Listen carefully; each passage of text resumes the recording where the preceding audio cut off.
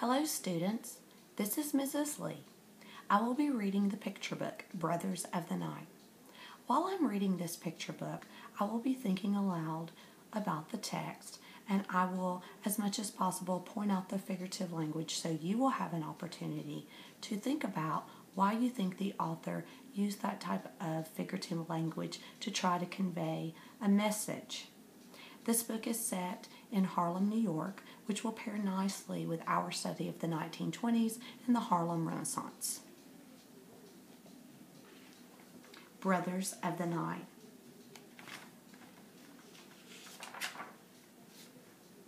Once upon a time, in a little village called Harlem, that's in New York City, there lived a man, Reverend Knight, spelled with a K, like knight in shining armor. And like a knight, he was a very good man, a leader in the community who preached a powerful sermon every Sunday. He lived with his 12 sons, whom he loved with all his heart. Analyze the visual, please. Reverend Knight, Brooke, Bobby, Joe, Snacky, Gerald and Jackie, Teeny Tiny Tappin' Theo, alliteration, Lazy Leo, Big Fat Raoul, likes to act like a fool, Billy and Willie, Michael, head of the clan, a ladies' man. Nice little rhyme. And their big dog, Happy. That's me. That's right. I'm a talking dog. It's a magical story. You didn't say anything when that pig was talking in that movie. Quiet.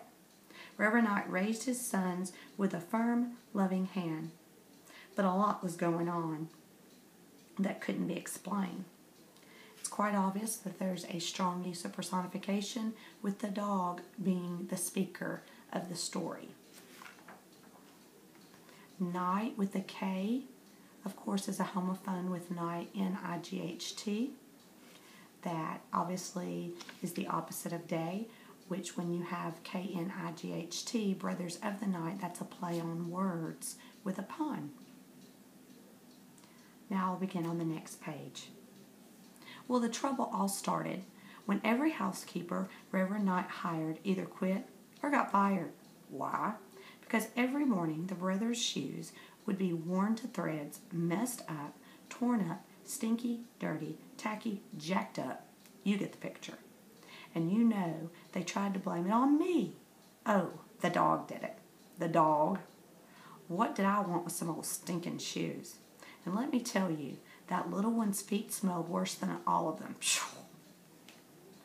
Reverend Knight gave all the nannies a key to lock the brothers in at night.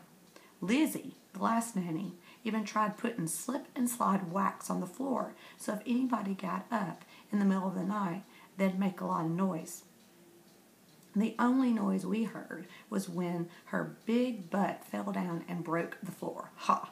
Well, that's another story. But every night, not one peep could be heard from the brothers' room, and they would be sound asleep the next morning. Still, every morning, their shoes would be worn to threads, messed up, torn up, stinky, dirty, tacky, jacked up. And if you asked those boys about their shoes, they said that they had slept all night, but they had fun in their dreams. Wow, I wonder what's really going on with their shoes. They can't become worn out from just sleeping. Reverend was at his wits' end. People came from far and wide to hear his sermons, and yet he couldn't solve the problems in his own home. One day, Reverend Knight put a big 2-page ad in Jet magazine. Wanted, housekeeper, experience with boys 7 to 17, bonus trip to Jamaica if torn up shoes mystery is solved. Yes, I can read too. That's the dog speaking, of course. That Sunday, he preached a powerful sermon, had the people really feeling the Spirit. But he didn't let them do too much shouting, thought it was undignified. After the congregation filed out and the brothers went to choir practice, he went to his private room and prayed for guidance and help with his sons. Where do I go from here? He asked over and over. It must be frustrating to be powerful and successful in one aspect in your life and to seem to struggle with another aspect of your life. Seems as if he needs to find balance. When the brothers and Reverend Knight returned home from church, a small woman dressed in bright colors was waiting on their doorstep. She talked like a sweet bird. Said, "I've come to help with the boys. My name is Sunday, Sweet Sunday, because I bake pies and cakes." She had lots of energy, and all her belongings fit in one small bag that was so heavy even Reverend couldn't pick it up. I have a connection because this reminds me of a movie from my childhood, Mary Poppins, because she had the one bag, and it was quite a hyperbole with all the fantastic things that would come from her bag. This page also had a use of simile. She talked like a sweet bird. So let's see what Sunday has in store for the young boys. Next page. Sunday took one look at the house, opened her bag, and pulled out all kinds of mops and brooms. She put the brothers to work cleaning, dusting, waxing, mopping, washing windows till they sparkled and shone. The brothers didn't like it one bit. Oh wow, they probably have a plan for her. Reverend Knight liked her very much. Ooh, talk about cooking. She smothered chicken, sweet potato biscuits, and lemon crunch cookies were jump up and down, slap yourself in the face good. After dinner that night, with the brothers eavesdropping on the grown folks' conversation, Reverend confided that he really hoped that she could solve the mystery of the torn up shoes. "There's something going on that the boys won't tell me." Sunday, taking him by the hand, replied, "Rest your mind, Reverend. I'm sure the brothers will learn to trust me and tell me everything." Reverend sighed and leaned back on the couch with a big old smile on his face.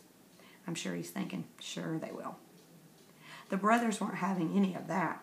The oldest, Michael, said, "Let's put her to the test just like all the rest." The brothers put their hands together and made a pact. "Oh, girls, gotta go."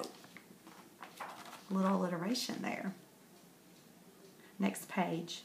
The brothers slept together in one long bed. Soon as Reverend tucked them in that evening and said good night, the door was locked. Sunday went right to sleep on the other side of the door. She was snoring like a little bear when the cookie man sneaked through the secret doorway in their bed. "Party time!" he yelled, sounding like an elf, because that's exactly what he was. Wow, some simile there and some fantasy with the elf coming through the base of the bed. Next page. The brothers, tiptoeing quietly, got dressed, grabbed their dancing canes, and sneaked out through the secret doorway. They didn't know that Sunday had been sleeping with one eye open. She pulled a magic scarf that made her invisible out of her small bag and followed along. Well, that reminds me of the invisibility cloak. It also makes me think of speakeasies where they're sneaking in to go somewhere to dance and have a good time. The brothers danced their way across the rooftops, stepping and stomping. The moon gave everything a magical glow as if they were dancing on the Milky Way. Still invisible, Sunday followed them down a fire escape, down a shiny pole, to the big band ballroom, the liveliest dance spot in the world. The girls were already there, waiting for the brothers to show. Ooh, talk about a party. You take a minute to analyze the picture, to see the big band and to see all the boys and girls dancing. Looks as if they may be doing some swing dancing and just different types of dancing to remind you of the days of the big band type dance clubs. Sunday watched as each brother matched up with his girl. Even Tiny Tappin' Theo had a partner, Charlotte. Theo told me Charlotte was fat. You know, good looking. He doesn't know what fat is. Nadine, that big Irish setter down the street, now that's fat. Anyway, as I was saying, each couple seemed to outdance the other swinging. By the end of the night, everybody's shoes were torn to threads, messed up, torn up, stinky, dirty, tacky, jacked up, and just before the sun came up, they all dashed out of the ballroom. Sunday ran ahead of them, crossed the rooftops. The brothers followed. Sunday hurried through the secret passage, and by the time the brothers got back, she was snoring like a little bear on the other side of the door. Nice little simile. The brothers piled their worn-out shoes in front of their bed and went to sleep. Sunday snuck back into the room, swirling her magic scarf. She said, "Woo, great googa, mooga, sugar, booga." And she made the torn-up shoes vanish and brand new ones appear. Wow, she definitely has some magic up her sleeves. When Reverend came in to wake the boys, he found all their shoes in front of the bed, clean and sparkling.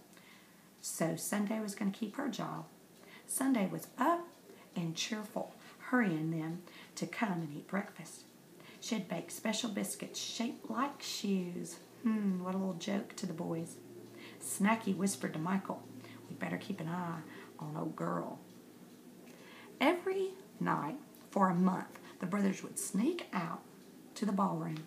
Every night Sunday, invisible in her magic scarf, would follow. And every morning their shoes would sparkle brand new. They checked to make sure she was sleeping before they left and after they got home. And there she was, snoring like a little bear. They knew she'd been following them, but they didn't know how. Their father was just plain happy. The house was never cleaner, he never ate better, and neither did I. And there were no more torn-up shoes. Best of all, Sunday's sweetness was working, a little magic on him. "How do you keep those boys' shoes so clean?" he'd ask her, looking a little starry-eyed. And she'd answer, "Oh, I just stay close to them without getting in their way." Finally, the brothers waited for Sunday and got in her face. Michael said, "We know you've been following us." Theo begged, "Please don't tell Dad." Sunday said, "Boys, why do you keep this from him when he loves you so much?" Michael answered, "Dad would never approve of us dancing like that. It doesn't fit with his image in the community." Sunday said, "How do you know? You've never even talked with him about it." Then Tiny Theo piped up, "Grown-ups are too old. You don't get kids. Grown-ups are too old. You don't get kids. What we really like. Besides, none of you can dance anyway." Joe echoed, "Yeah, Monday, you can't dance." "My name is not Monday," she replied. "Tuesday, whatever," said Joe, as the brothers busted their sides laughing. I'm going to pause right here. This is the end of part 1. Let's see if Sunday can convince the boys to trust her and to trust their father.